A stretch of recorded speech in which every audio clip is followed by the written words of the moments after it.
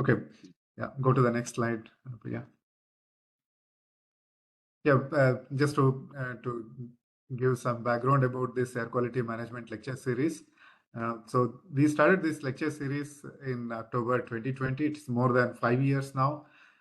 This is one of his first of his kind in India. I'm sure that across globe also, because I have not seen any air quality management lectures happens every month.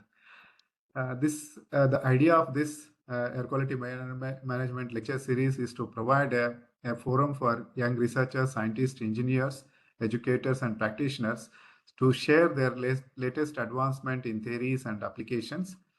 It's also invite an experienced faculty members and colleagues and researchers and share their insight in development, innovation, use of recent technologies in the area of air quality management. It will also provide a platform for collaboration with various stakeholders involved in air quality management. Next. So these are our speakers. You can see that there are some 64 numbers will be there. Yours is the 64th will come. Last month, we had a talk from Dr. Atri. He's currently a full-time member of Commission for Air Quality Management in Delhi. Next. So in order to look at this air quality management issues, a little broader aspect, so we also started this Air Quality Management Association in July 2022. So again, the idea is to involve or engage more community in terms of sharing the experience and knowledge in the area of air quality management, particularly focused towards monitoring, and also look at it what kind of awareness aspect in order to reduce the impact of air quality associated health risk. So with now this month, January, we have Professor Vishal Verma.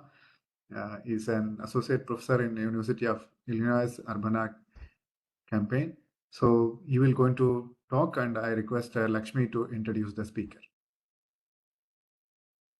Welcome, Vishal.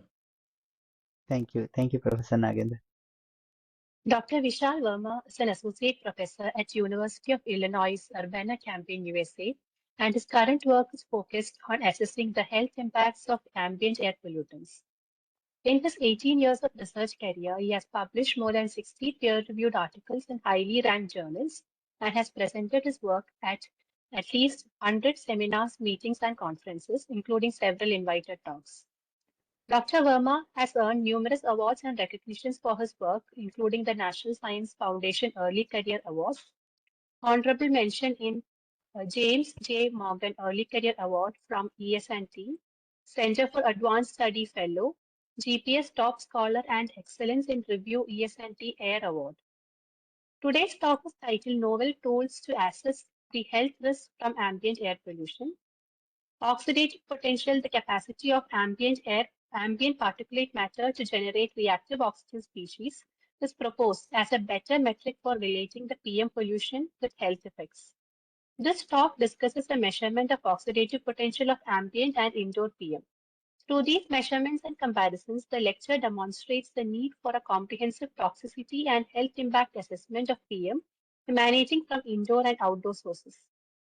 We welcome you, sir, for the talk. Thank you, Lakshmi, for such a nice introduction. Yeah, Vishal, you can share this. I can. Okay, yes. Perfect. Yeah.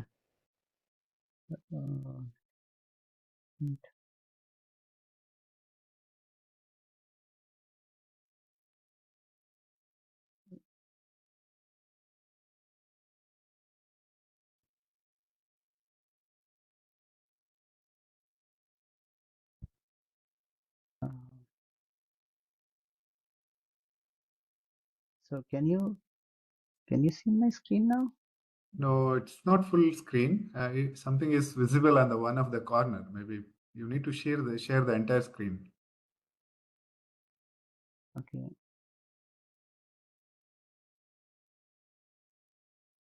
So I mean, I generally use Zoom. So this is also same. when Just go to There it is. Share is there, no? You put and then you Yeah. there. It is also simple. It's Yeah, similar it to says Zoom. allow IT class to share your screen, to Uh, share your window, or share. Anupriya, would you made Is him as a it? co-host? Yes, sir. He is co-host only, Vishal Verma, sir. Okay, Professor Vishal, you try again now.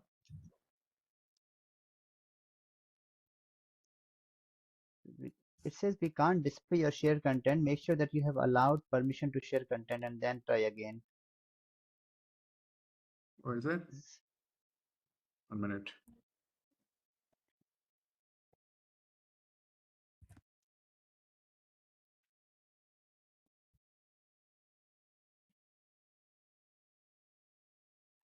Yeah. Now you try again. Okay.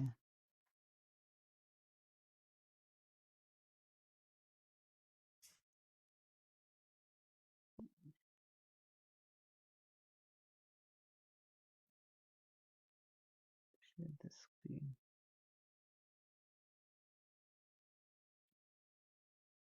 Okay. Yeah. Okay. Good. So can you see my screen now? No, not yet. Not yet. Maybe Really?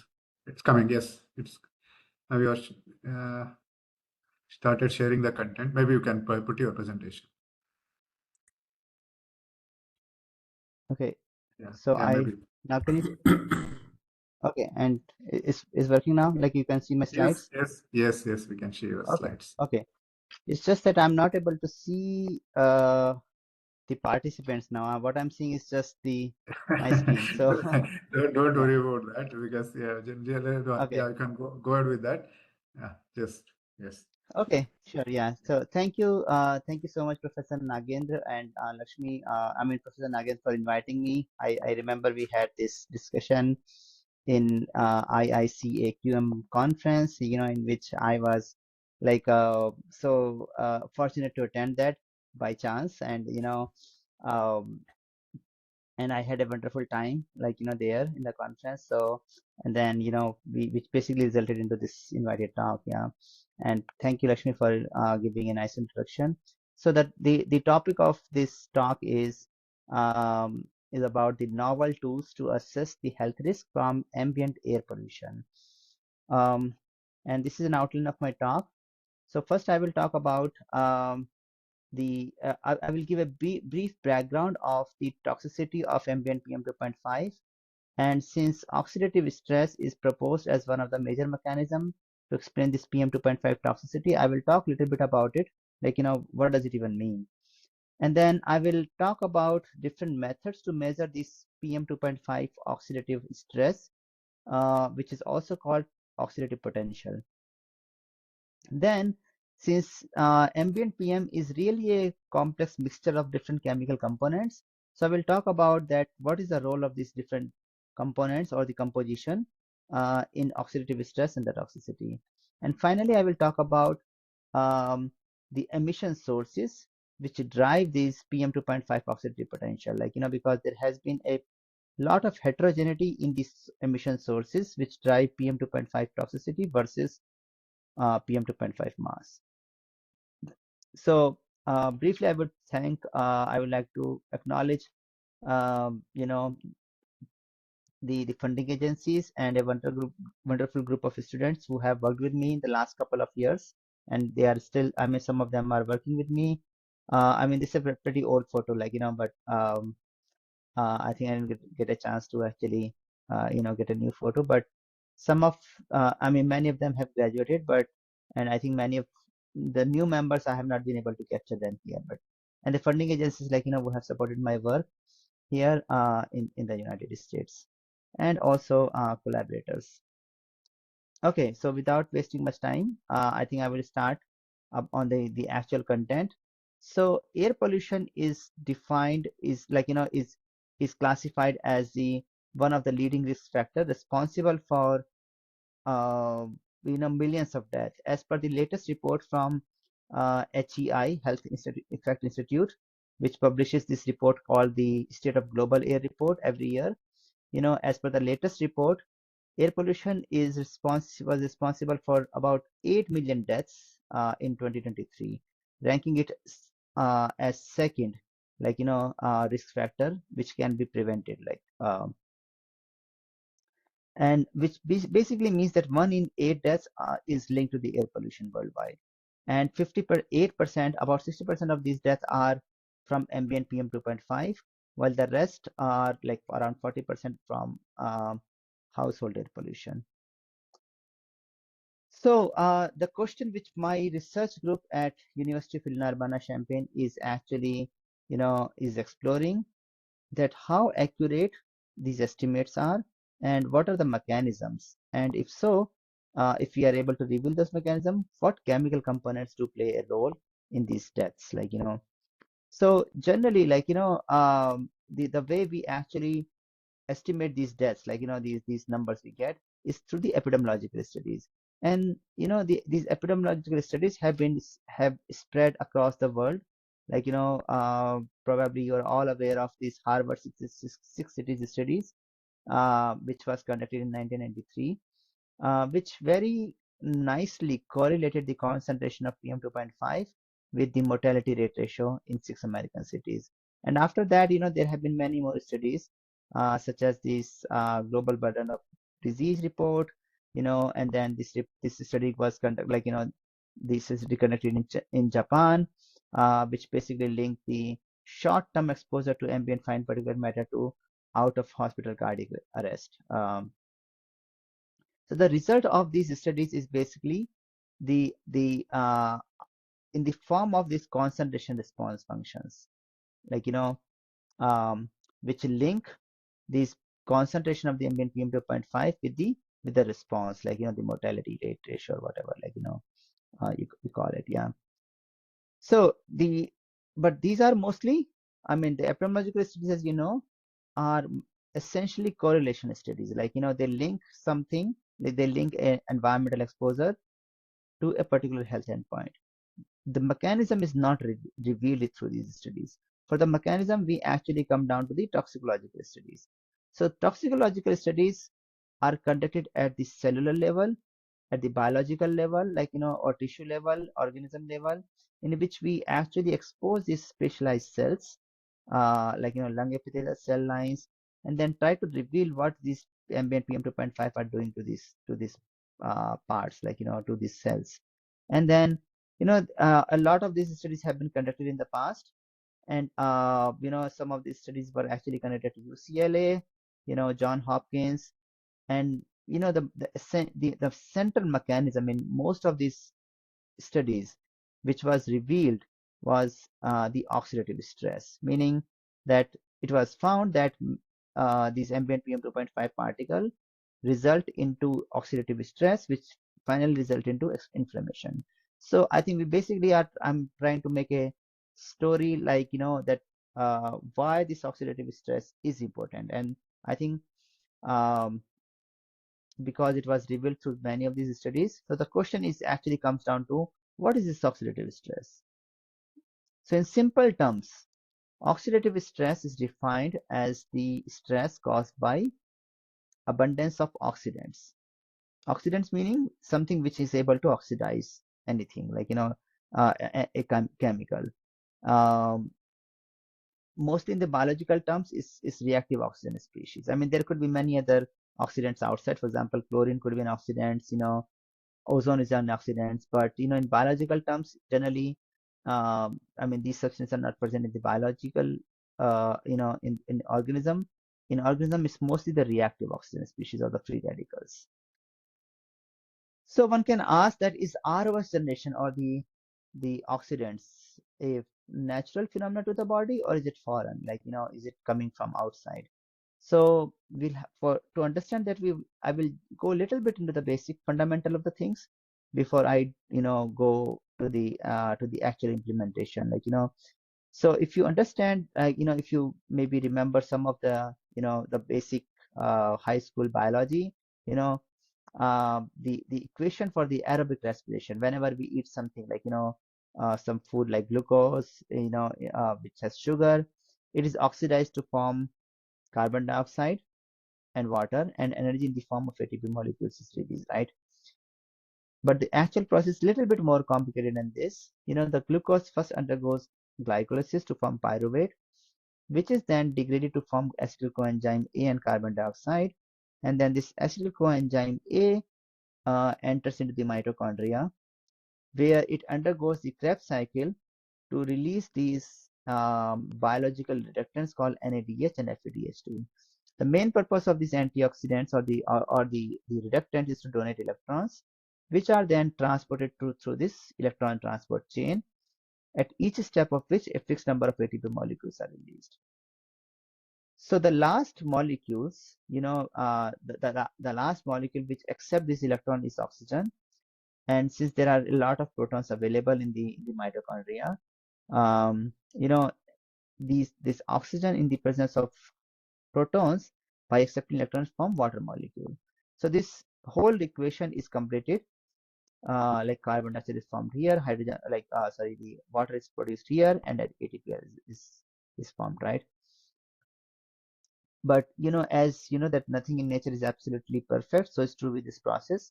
What happens that in 0.1% cases, these electrons are prematurely accepted by oxygen, and in the absence of hydrogen ions, protons, it directly forms a superoxide radical.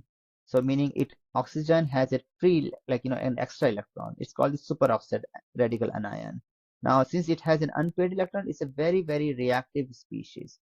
It can oxidize anything, because it wants to, basically have another electron to compete, to basically fulfill that requirement.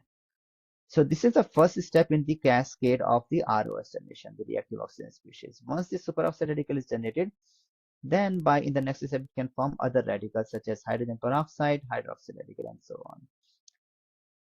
So what is the role of the ambient PM 2.5, in causing this imbalance?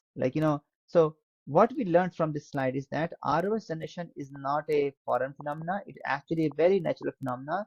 As we are eating food, we are generating a reactive oxygen species. We can't stop it, So in fact, that is the mechanism by which we are oxidizing our body, because we are eating food, and we are always going to have this ROS generation. But these PM 2.5 particles can accelerate this process of generation of the reactive oxygen species. And how? These PM 2.5 particles can have the reactive oxygen species sitting on their surface. So, I mean, these reactive oxygen species are also generated in the atmosphere, and they can be they can absorb onto the surface of these particles, and when we inhale them, they can be directly they can directly go to our body. The other process is that certain components in the PM 2.5 particles, such as copper, iron, quinones, they can cause this imbalance. I mean, they can transfer these electrons from some of the electron donors in our body to oxygen, which results into the formation of the superoxide radical, and then which can then form other reactive oxygen species. And finally, some biological cells, such as macrophages, which are present in our body, they identify any foreign substance such as PM 2.5 particle, bacteria, any pathogen, virus, uh, as soon as they identify some foreign infection, some foreign thing coming to our body, entering our body, they generate reactive oxygen species as a kind of an inflammatory response, like a kind of a signaling molecule to ask other cells to come to the site, okay, so that they can engulf them, these external particles. So these modes are very different, and accordingly, we actually design different assays or methods to simulate these mechanisms.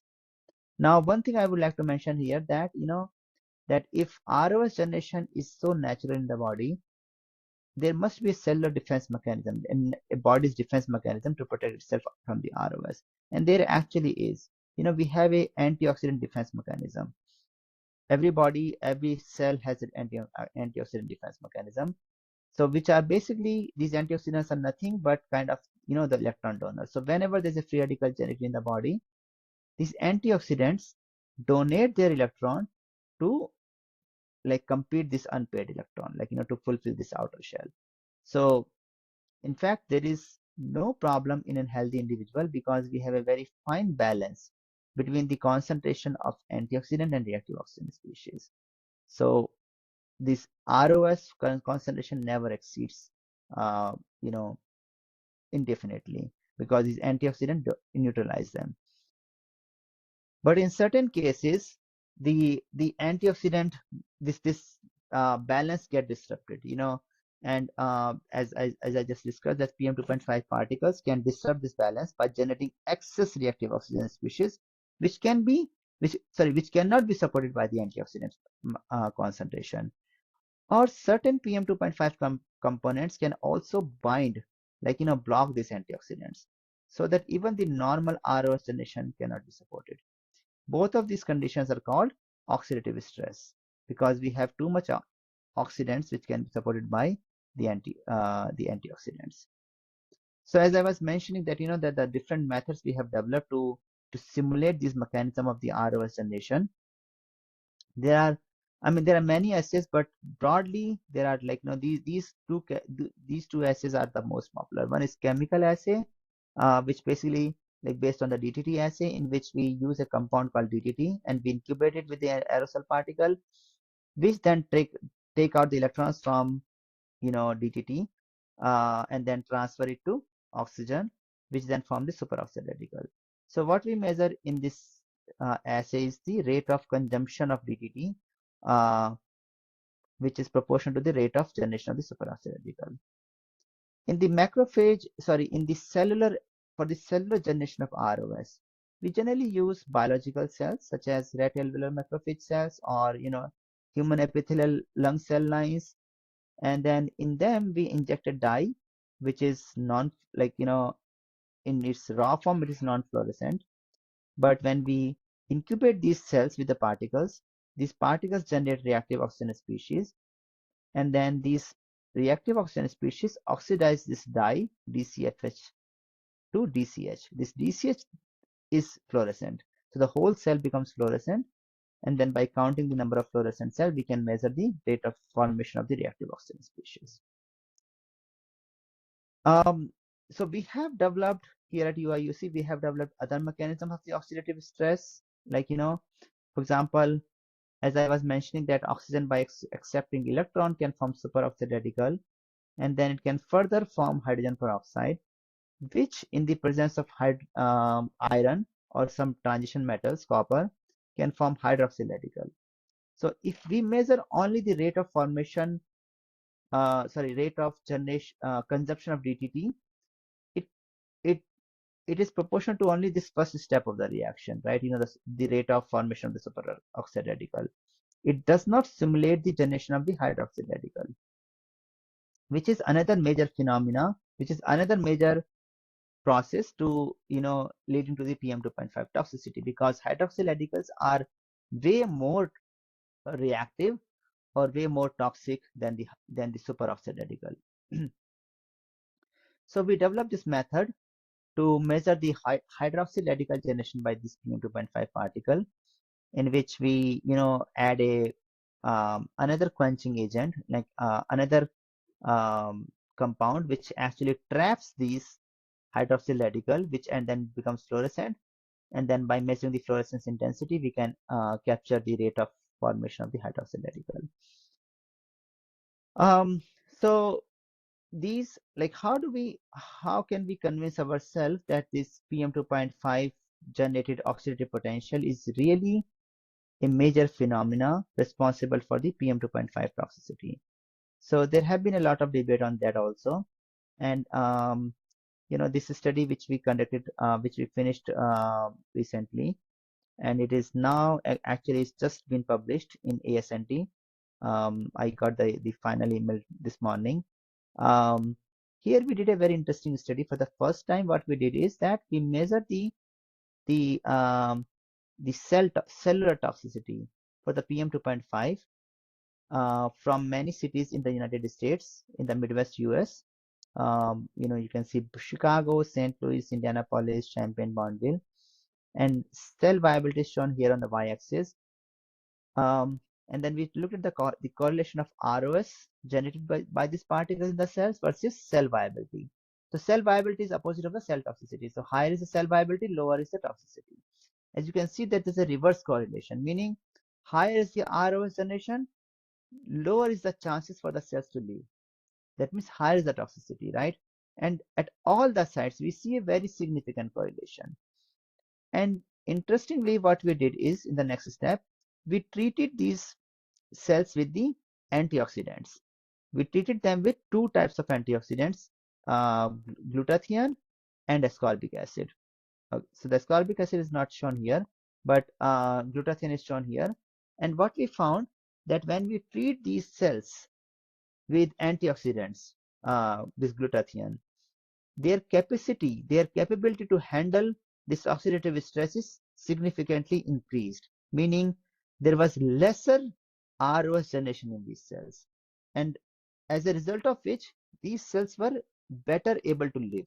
The cellular viability was significantly enhanced after treating these cells with the antioxidants, meaning these cells are equipped with the tools to handle the defense mechanism, like to handle with this ROS generation. So it's kind of a very concrete proof that oxidative stress is a major phenomenon responsible for the cellular toxicity of the PM2.5. And by treating these cells with antioxidants, antioxidants do provide a very strong protective mechanisms to to protect these cells from the PM2.5 oxidative stress. Now let's move on to the next question. What is the role of these PM2.5 components in driving the oxidative potential? So to handle this question, we use a very comprehensive approach. What we do is that we collect the particles from various sources, such as primary particles, which are generated mostly from the come from the direct sources, like such as motor vehicles, industries, and then these particles can form secondary particles, and then there could be particles coming from the biomass burning. So from different sources, like this is just one example. We collect these particles and we measure their chemical composition in a very comprehensive manner, like we measure organic carbon, elemental carbon, metals, inorganic ions, and then measure their capability to generate ROS in both cellular as well as acellular assays. And then in the next step, we conduct this regression modeling or machine learning approaches to link this ROS generation with the chemical composition. Then that these correlations are good, but then essentially they are correlation. They can't reveal the mechanism. To further confirm that these particles, these chemical components, let's say we find out some of the chemical components are strongly related with the ROS generation, then what we do is that to further confirm the role of these chemical components in the ROS generation, we do mechanistic studies in which we separate these components into different fractions, so we can remove these inorganic compounds, organic compounds, metal in successive stages, and see how much, what's the result of removal of these components in the residual ROS activity or the residual toxicity. So that is our approach, and there have been other approaches also which we also sometimes employ, but it is it has some limitation. Instead of in this approach, we are taking the whole particle and breaking it apart, breaking into components. Here we can take components separately, and then we can measure their individual ROS activity, and then we can multiply it with the mass concentration of these chemical components, such as black carbon, to come up with this kind of the contribution of these components in the total ROS activity. That is approach taken up by some other researchers, and we have also taken up some approach, but there are some limitations, which I don't want to go into the details at this stage, but we can talk later about it if you want. So, based on tons of studies we have conducted in our lab, we found out that organic compounds and metals are the most important components present in the ambient PM 2.5, which we have revealed through both correlation studies as well as some mechanistic studies. In the correlation, you can see that we found out that water-soluble organic carbon was the species which was highly correlated with the DTT assay, and then metals were highly correlated with the cellular ROS. And then to further confirm their role, we actually have employed these separation techniques. For example, we can volatilize organic compounds on the PM matrix and see how much contribution they occupy, how much contribution they have in the ROS activity. And then we can use this solid phase extraction column. It's a very simple technique. What we do here is that we can extract this PM 2.5 particle into a liquid extract, and then we pass it through a solid phase extraction column. Now that column can actually absorb certain components, such as if you are using C18 column, then it will absorb mostly the organic compounds. But if you use keyless column, then it will bind all the metals. So what we have coming out from this column is a metal-free extract or organic-free extract. And then we can see what's the effect of the removal of that component in the residual ROS activity. So, so basically these organic compounds and metals have been proven to contribute substantially to the ROS activity of the PM 2.5.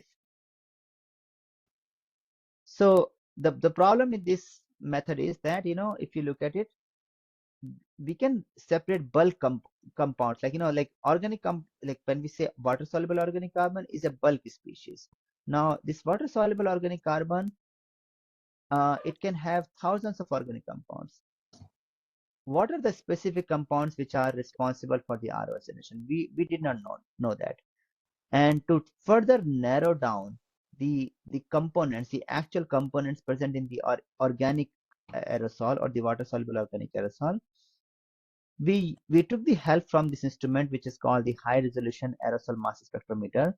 And the beauty of that instrument is that it can resolve the organic aerosol into separate components, such as hydrocarbon like organic aerosol, isoprene like organic aerosol, biomass burning organic aerosol, oxidized organic aerosol, or cooking organic aerosol. So it basically speciated this organic aerosol into based on their sources. I mean, we cannot go further down specific functional group. It is just too complicated. So by running a regression model, in which we have the ROS activity measured on a filter, and then running it in parallel to this high resolution aerosol mass spectrometer, we did a simple regression model in which we predicted the ROS activity as a function of this organic aerosol, such as primary organic aerosol, biomass burning organic aerosol, plus residual, So when we develop this equation, ROS generation per meter cube of air is equal to coefficient multiplied with the concentration of that particular organic aerosol. Now this coefficient is in the unit of ROS generation per microgram of the organic aerosol, and that is a measure of the intrinsic toxicity of this different organic aerosol. And that's what we showed in this plot, that these different organic aerosol have different intrinsic potential to generate ROS. Like, for example, we found out that biomass burning organic aerosol, which is mostly coming from the wildfires, has one of the highest potential to generate ROS, followed by cooking organic aerosol. And then we have oxidized organic aerosol and diesel exhaust particle. And isoprene organic aerosol, which is mostly the biogenic aerosol, has very little activity, So that was about the different chemical components present in the ambient PM 2.5 responsible for the ROS emission. Now, one thing which we forgot here is that was about the individual, components. What is the is there any interaction between these components? And there could be. And to reveal that, we conducted studies, for measuring the toxicity by different chemical components and then mixing them into different ratios. So for example, what we did is that Hulis is one of the component which is, so Hulis is, you can imagine Hulis is a water soluble organic aerosol, which is also called humic-like substances, like, which are very similar to the water soluble organic aerosol. And then we can measure the toxicity by using this metric called lethal concentration to kill 50% of the cell, or is it all, I mean, it's also called LC50. So we measure the LC50 of Hulis at a given concentration, and then we mixed these other components such as iron, copper, or manganese at a non-toxic level, and then see if there is a change in the LC50. You can ask, why didn't we actually measure the LC50 of these components together? The reason is that LC50 cannot be added because, like, it's a reverse measure of the toxicity. So lower is the LC50, more toxic is the sample. So if we have the LC50 of component A and LC50 of component B, we can't simply add them. So that's why we took this approach in which we take measure the LC50 of one component, and then we added another component at a non-toxic level to see if that addition of that component has an effect on changing the LC50 of the first component. So what we found is that this water soluble organic carbon, or which is also called the Hulis, when we mix it with different components like, copper, iron, manganese, the LC50 actually gets reduced, meaning the mixture is more toxic than the sum of the other two components, meaning there is a synergistic interaction in the different chemical components for the PM2.5 toxicity. And we have tested it for specific, like, so this was for the bulk toxicity. We have also tested with the specific ROS generation. Like, what we found is that, yeah, when Hulis, when mixed with different components such as iron, manganese, copper, it has, sometimes it shows synergistic interaction, sometimes it shows antagonistic interaction. So basically the point is that there are interactions, like, if we can't simply add the toxicity of these different components to come up with the toxicity of the whole PM2.5. And what are the mechanism by which these these PM components are interacting? One mechanism was revealed, like, by the researchers at Georgia Tech University, in which I was also the collaborator, in which they found that certain components such as sulfate, like, they enhance the acidity of the aerosol, and that's how it actually makes some of these components more water soluble. So which were insoluble before, but since the acidity is enhanced, so these metals become more water soluble, and that's how they are able to contribute towards the toxicity. The other mechanism which we revealed recently, like, I mean 3 years back, that certain metals, like, are very, like, such as iron, is very efficiently complexed by these organic compounds. So that metal could have been insoluble, but as a result of the complexation of these metals with the organic compounds, they become more water soluble, and then they are able to actually contribute to the ROS generation or the toxicity. Now, finally, I will come to the last stage of this work, in which we try to find out the emission sources which are contributing to the oxidative potential. So we launched a very intensive sampling campaign in different parts of the world, in which we sampled, like, at different sites such as United States, Southern America, UK, India, and we collected about I think 300, or I think 400 number of samples. And this plot shows that how do this PM2.5 mass concentration vary with the oxidative potential vary with the PM2.5 mass concentration. And what we found that, like, most of these oxidative potential measurements such as DTT oxidation, ROS generation, glutathione oxidation, hydroxylradical generation, cellular death, were highly correlated with the PM2.5 mass. which is actually a very interesting finding because it justifies that PM2.5 mass has done a wonderful job in in controlling the PM2.5 related deaths, right? But look at this, I mean, look at this plot a little more carefully, that yes, they are very nicely correlated, but the slope is different at different sites, meaning the intrinsic toxicity of the PM2.5 are different at different cities. Like, I mean, you can look at any plot, such as like, um, so let's look at this cellular death. Like, the slope varies from 1.28 to 3.89 between Chile and UK. Similarly, ROS generation 5.37 to 24.61, like, between Chile and UK.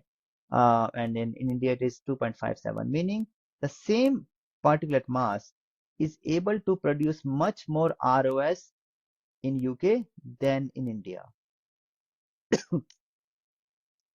So in fact, when we plot all the data together, what we found out that this relationship between oxidative potential and PM2.5 is not linear. It actually has it's very sharp at the smaller concentration of the PM2.5 mass, but then over higher concentration, it plateaus. Like, it's kind of a supralinear relationship. And it is very interesting because the recent epidemiological studies are also finding out that this relationship between the health effects and PM2.5 mass is not linear. It plateaus at the higher concentration. But these epidemiological studies are mostly correlation studies. They are not able to provide this mechanism. And that's the beauty of this oxidative potential assays, that we are able to reveal like why these relationships are not linear. Like, um, so so based on, I mean, that basically implies that the same source which is contributing to the PM2.5 mass might not be like contributing equally to the health effects. And that's what we found in different parts of the world also. For example, this study which we conducted in India using the instrument developed by Joseph Utiseri, we ran that instrument in Delhi, and what we found it that the emission sources, like, in Delhi, which were driving the DTT activity, were mostly like, I mean, they were varying in different seasons.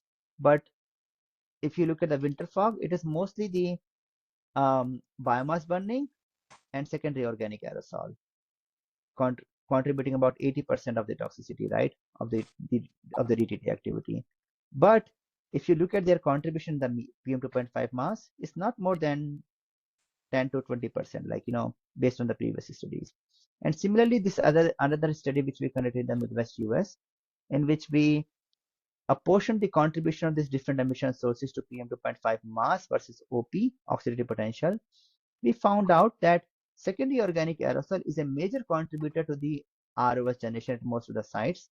Like, if you look at this green thing, like, it's basically occupying a large fraction of the OP at most of the site, like, but its contribution in the mass is very little. Like, I mean, it's always less than 20%, And if you look at certain sites such as Bondville, a major fraction of the oxidative potential is coming from the agriculture activities. But this agriculture activity has about like only 12% contribution to the mass.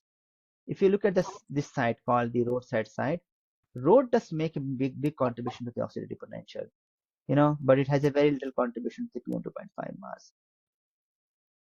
So essentially, I think I will conclude with this final note that sources contributing to the PM2.5 mass are not necessarily same as those contributing to the health effects. So when we use globally generalized linear concentration response function, they might lead to unrealistic estimation of the morbidity and mortality in major air polluted countries and other cities. So what should we do then? The suggestion from my group will be that we should develop region-specific concentration response function rather than using these generalized global concentration curves. And I know that it takes a lot of time to develop these curves. So until then, I think we should account for the intrinsic toxicity of the ambient PM2.5, and oxidative potential could serve as a proxy of this intrinsic toxicity, but we need to conduct more worldwide studies to understand their spatio-temporal distribution and assess their health relevance by integrating them in the epidemiology studies. Okay, I think yeah, I will stop here. Yeah. Thank you, Professor Vishal, for the wonderful, interesting talk. All the participants, if you have any questions, please type on the chat box and engage with our discussions. Vishal, it's very interesting to look at it in terms of the oxidative potential. This is always a question which arises. The particulates what we breathe in one city may not be the same, although sometimes the concentration increases. For example, Delhi pollution is, although it is very high, I don't think so. Maybe in terms of it toxicity wise, it is not that toxic. So, is there any way, based on your experience, is there any way or possibility to come out with some biomarkers that can potentially indicate the toxicity of the PM 2.5? Yeah, so like our studies are mostly the mechanistic studies in which we try to relate, I mean, in which we take the specialized cells and then measure their toxicity, measure the toxicity of this PM 2.5, based on the response in those cells, but these are called the in vitro assays. What we need, I think, is the collaboration with the actual doctors, who are expert in, testing these biomarkers. And I think so in the, in IIT Gandhinagar, when we held this workshop, I met couple of people there, one was Dr.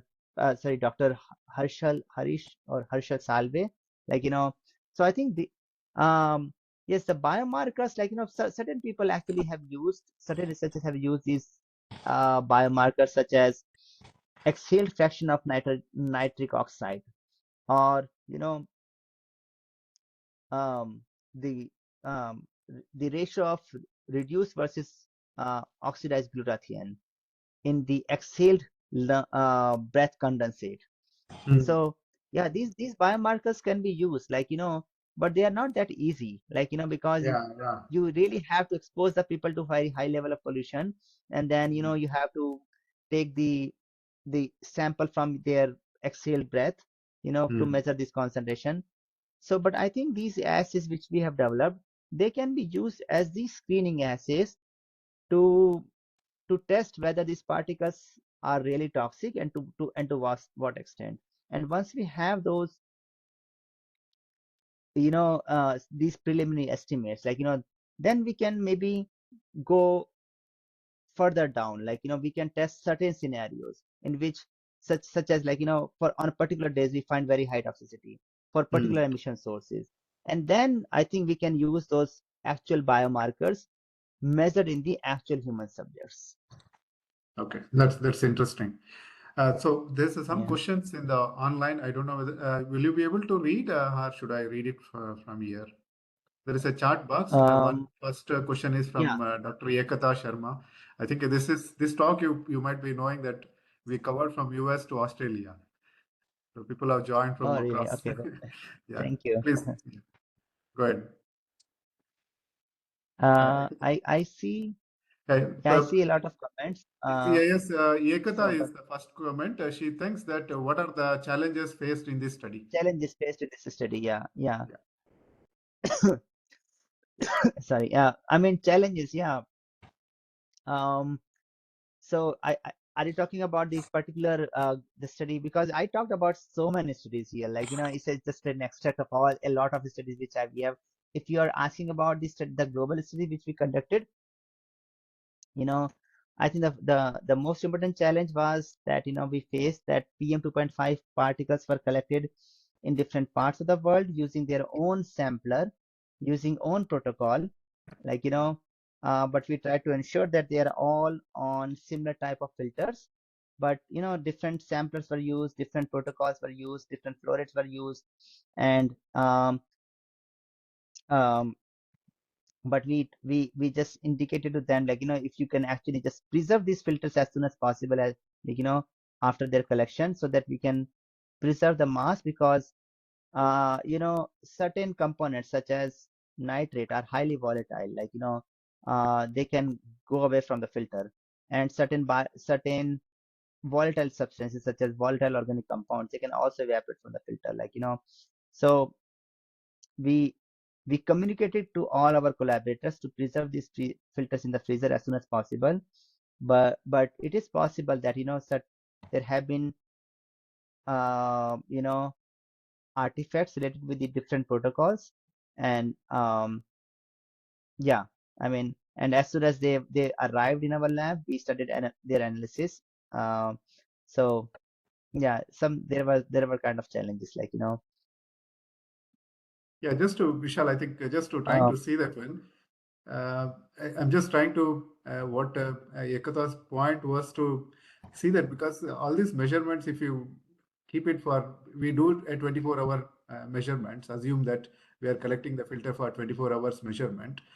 Some of the organics which were collected maybe in the early hours maybe get volatile, or they may get escaped in terms of their concentration what they supposed to be there. So is there any way, because as the dilution keeps happening, the concentrations will not be the same throughout the right, day.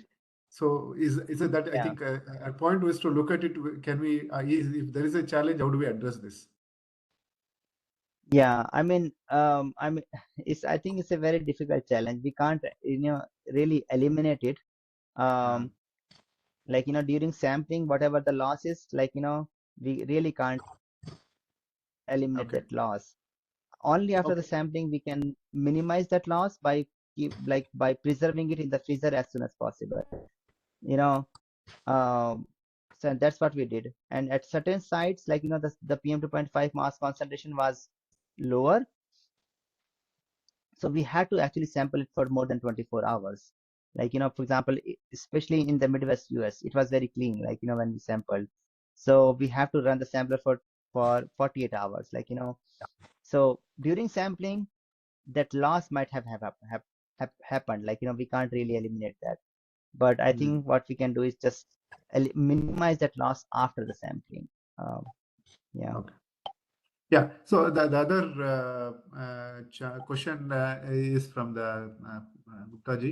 Why not generate a global, atlas based on oxidative potential? I think this is an interesting way to look at it, because Yeah, it will also help right. WHO Yeah, to indicate what is the potential countries which contributes more air pollution related deaths.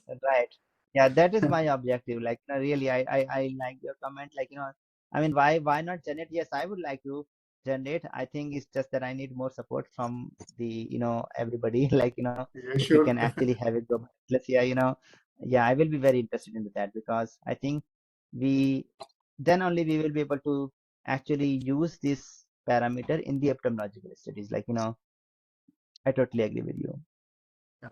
So there is what Yeah. is the possible public health interventions can you suggest based on your research? This is another question. Uh, Yeah, I will say, like, I mean, it's different for different regions. Like, for example, in India, like, um, we have severe air pollution there, like, and I will say, uh, especially in the countries like, India, where we have such a high concentration of the pollutants, we should try to develop our own, concentration response functions, like, and mm, we should also look into the intrinsic toxicity of the particles, because all the estimates we hear in the news, like, that, yeah, these people are, like, dying. Yes, they are. I'm not saying that they are wrong, but there are, like, significant uncertainties associated with that. mm, And, based on my conversation last month when I was in India, I will say that, that a lot of these evidences are coming from epidemiological studies. And I think our, administrative people have a hard time in grasping the results from the epidemiological studies, because they are essentially the correlation studies. I will say that, if we actually are able to amalgate, like, these toxicological studies with the epidemiological studies, that will be a concrete way uh, to achieve two things. One, we can actually better constrain these estimates, like, by providing the error bars, like, by if we include the intrinsic toxicity. And second, I think, I mean, this is for the research purpose, but also from the administrative perspective, because, as you might remember that, there have been statements like, that last month, that, these estimates are not accurate or maybe are off, but we don't know them, right? I think if we show, like, integrate these toxicological studies, that will provide a very concrete way to show the administrators, like, our regulating bodies, that air pollution literally kills the people. Like, it's not like, that these numbers are coming from the sky. Like, if we show them the mechanism, like, when we expose these cells to these particles, they die in the matter of minutes, like, and there are inflammation in these lung cells. I think, what we need in the Indian context is the integration of toxicological studies with the epidemiological studies. Okay, yeah, that's interesting. There's a question from Professor Astrogi. He is talking about, what are your thoughts about having a unified oxidative potential assay and then having a global network at strategic sites to monitor the oxidative potential along with other pollutants? That's an interesting question. Yeah, that's an interesting question. So I think one important thing, like, when we have a unified OP assay is, like, because these OP assays respond differently to the different chemical components. And I think I mean, there are lots of OP assays. I think we have to start narrowing down which OP assay is the most relevant. And it's a very complicated question, because, we are not there yet. But I think we are taking an elimination approach, in which we are trying to find out which OPS is not so relevant. And I think so, in that line, we actually published a paper recently in which we found that ascorbic acid and glutathione might not be so health relevant. I'm not saying that the remaining acids are very important, but I think I will say that, at least if you look at the literature, the DTT assay has shown very good promise, but it's not a complete assay, like, because it lacks, it is not able to capture some of the mechanisms. So yeah, I would Okay, love to have a unified OP assay, but yeah, it's just, yeah. I think you were just touched upon what is the criteria do we use to choose between DDT and AA and GSH assay for oxidative potential. I think you have touched some aspect of that one. Yeah. Yeah. Does ROS production vary in people from different region? And the second question is, are there any studies looking at the effect of genetic makeup of people on the production of ROS? Yeah, I mean, definitely ROS production, like we saw in different countries, it varies, but we have not conducted any human studies. So the genetic makeup, yes, I think it will play a role. But we have not tested that, because it seems to me very obvious that, that because this ROS generation is a function of PM2.5 composition as well as the cell type. So, which is basically dependent upon the genetic makeup as well, like, Yeah, I think there's a question from Dr. Joseph. From a global perspective, are there emerging trends in the use of specific oxidative potential assay or protocols? Which assays or combinations of assays appear to be gaining wider acceptance? And what are your recommendations for developing an harmonized global oxidative potential database? I think is again interesting question. Yeah. So like if you look at my personal opinion, like based on the studies conducted in my lab, I will say DTT assay and the hydroxyl generation are the assays, like which should be, I think, tried further, like because, and Joseph, that I think you were also part of that study, but I think I'm not very optimistic about ascorbic acid and the glutathione assays, like yeah, but I'm not saying that those are the final ones, but yeah, I think we should explore them more. Okay.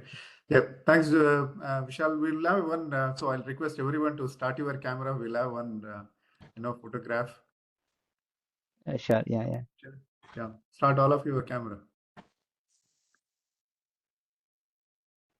Neeraj bhai.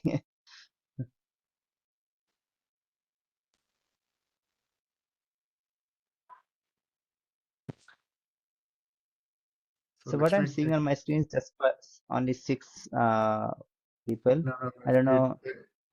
uh, no, there are many people might have been taken. Yeah.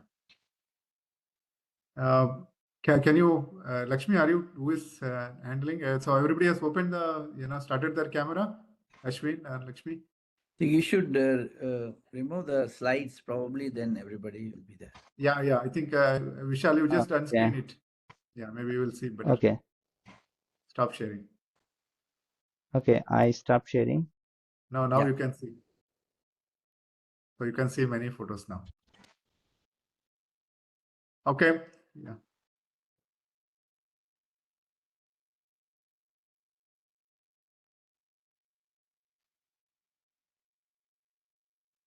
Yeah. Thank you. Thank you all. Vishal, one last question. Maybe this is something which I was just from since you were talking about. If suppose we started looking into PM1, so do you think that will have a more possibility to capture this, OPs that can easy for us to relate the health risk assessment? I don't think so, because the one of the driver of the OP assay is metals, and I think they are more in the coarser size range than in the fine range. In the fine, like in the PM1, you will have more of the contribution from the organic compounds, but not so much from the metals. So, Okay, and so metals, are more in the larger size range, so which are another major driver of the OP. so it means that, so do you wanted to say that the particle size range may be closer to PM 2.5, or do you think that PM 5 will have more than in such case? PM5 you said, Yes. instead of PM10. Okay. I will not worry about particles larger than 2.5. I'm Like, just why? trying to understand. I mean, trying to look at it in terms of mass. Generally, if you try to look at it, PM10 will have more metals composition, and if you try to look at it Right. from the from the various studies analysis aspects, so in that case, do you also need to bring out? I mean, just trying to see that some couple of questions that have come up in the in the discussion. Should we also look at it the size specific ranges for assessing the health risk of a particulates across the globe? Understanding the sources that contributes. For example, in India, maybe we have road dust, all dust which is of size range, from starting from PM1 to PM10, but majority of our concentrations will be always in the range greater than PM 2.5. So I'm just trying, in that context, I'm see that whether is there any cutoff range we can suggest to look at this kind of an toxicity based studies. Yeah, but the PM larger than 2.5 micron are not like inhalable. Like, I mean, they don't go deeper into in our body, like, in our respiratory system. So although they could have a lot of toxicity, I don't think they will be very health relevant. Okay, So, I mean, you that's why wanted we to, regulate 2.5. Yeah. 2.5. Okay. Yeah. Thank you all, and thank you all for joining this Friday talk. And we will see you in the next air quality management lecture series next month. From all of us here, have a good day. Good night, Vishal, and good evening to Ekata. Thank you. So see you all, and an advance Republic Day greetings to all of you. Thank you. Namaste. Yeah, thank you. Thank you, Thank you, sir. everyone. Yeah, bye. Thank you. Thank you. Yeah. Vishal, Thank you, maybe sir. I'll catch up with you. So we did some studies for this. We have a lot of source apportionment studies available, and probably we'll see that how do we take up this discussions. Something is coming to my mind. Maybe I'll Sure. catch up with sometime next week. We will schedule a Definitely. meeting. Yeah, I And will look forward to that. Yeah. Sir, Sure. I I will look want to forward say to something, the sir. dialogue. Yeah. Namaste, sir. Yeah, go ahead, madam. Sir, we are doing Agnihotra every week, sir, and we found the sickness and disease are reduced. Yes, this is an interesting. Yeah, Vishal, I think this is something which I started participating this for the long time. See, one aspect you are trying to look at it, potential for oxidative potential of some of the chemicals or gases which responsible, but the Agnihotra and other, Agnihotra is regularly performed. It creates pure medicinal atmosphere, sir. It's my experience, sir. Correct. So what we are trying to look at it, Vishal, maybe if you are interested, we can explore this one. One question always comes to my mind, my association is whether this yagnas, which is performed in many places, will they rejuvenate our lung system? Yes, sir. So if that is the case, whether they will subsidize, I don't know whether they bring more oxygen to the system, or I don't know. I'm just trying to see, and that's what the Madam Sharda's point is. Maybe when you are next week, we can discuss something more about We are using a special type of samidhas and samagri. Yeah. So, Yeah, I know that, madam. We will discuss that one maybe with Vishal in the Okay. okay, sir. Okay. Sure. Yeah. I will be. Yeah. I will look forward to that. Yeah. That might be very interesting. Yeah. Yeah. Thank you, Vishal. Okay. Okay, I'll catch Yeah. up with Thank you. you. And Thank thank you, you sir. Yeah. all Thank you. for joining. Thank you, Professor Thank you. Nandendra. Yeah. Okay. Bye-bye. Yeah. Good night. Bye. Good night. So good morning. Sorry. Yeah. Yes. Thank you. Bye-bye. Namaste, ji.